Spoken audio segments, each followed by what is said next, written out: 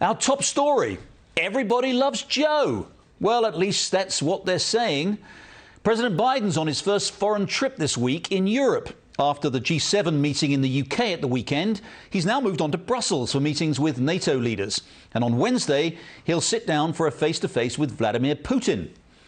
Now, the treatment he's getting from America's allies and, of course, from the usual adoring press might leave you thinking that Elvis has come back from the dead and is doing one more European tour for his screaming fans.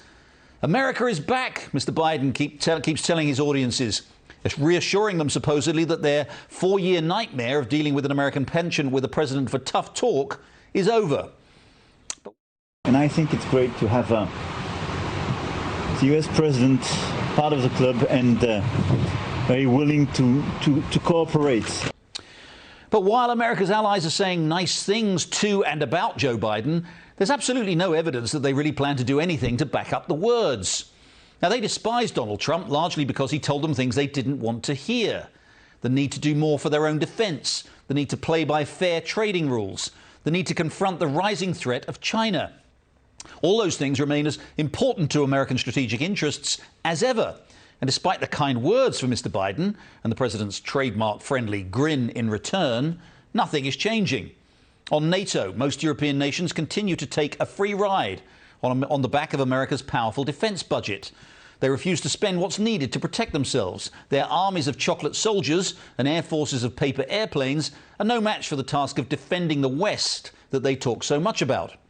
On trade, the European Union is one large protectionist bloc, determined to defend European companies from the threats of international competition. And on China, Europe is so dependent on Beijing for its own economic prosperity that European countries daren't stand up to the Communist Party. Germany especially relies on exports to China for much of its growth. And as Europe struggles to emerge from the COVID crisis, its leaders have absolutely no intention of jeopardizing relations with a country that pays their bills. Germany also, along with many other of America's allies, refused to follow the US and ban Chinese tech companies like Huawei from controlling its critical 5G telecoms network. And when it comes to Russia, European countries have just increased their dependence on Russian energy by approving a new pipeline that bypasses Ukraine. And they did that, of course, with the support of the Biden administration. So expect to hear more fine words this week. America is back, Biden will say. We're with you all the way, the Europeans will lovingly reply. But don't expect to actually see any of those words reflected in real actions.